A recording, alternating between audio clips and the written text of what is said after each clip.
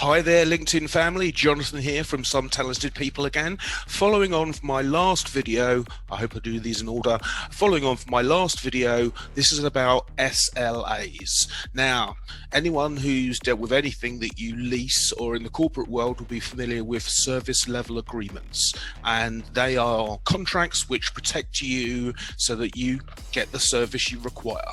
These are not things currently being used on a personal basis, but as I was explaining to you yesterday, we have expectations about how people should behave, but unfortunately we rarely communicate those to the people we want to behave the way we want.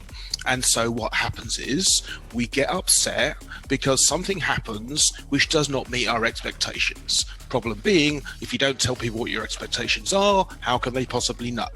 So my choice moving forward is that as I start new relationships and connect with people and what have you, we follow what I think should be basic business etiquette, but people are overwhelmed and on multiple platforms, and there are reasons. But here's the deal. We all now use a calendar to invite people for Zoom meetings, and you turn up to those 95% of the time, or if there's something has gone wrong.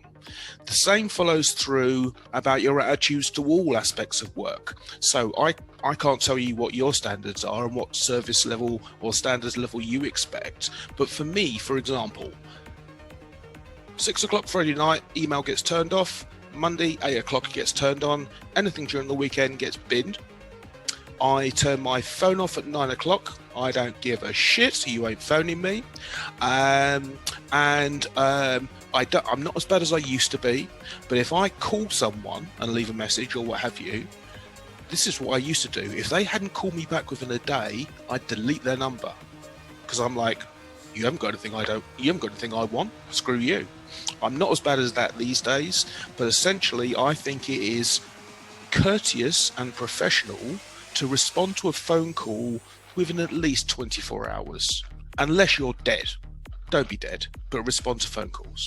So this is something that I approach. It's something I do. It's something I've had to learn to do in this environment, but ultimately I understand why I've had to do it. And that's just the difference in what I expect and what other people expect. So make your life easy, set your expectations, your standards, and I think you'll have a pretty good time. All right, be good. I'll see you again.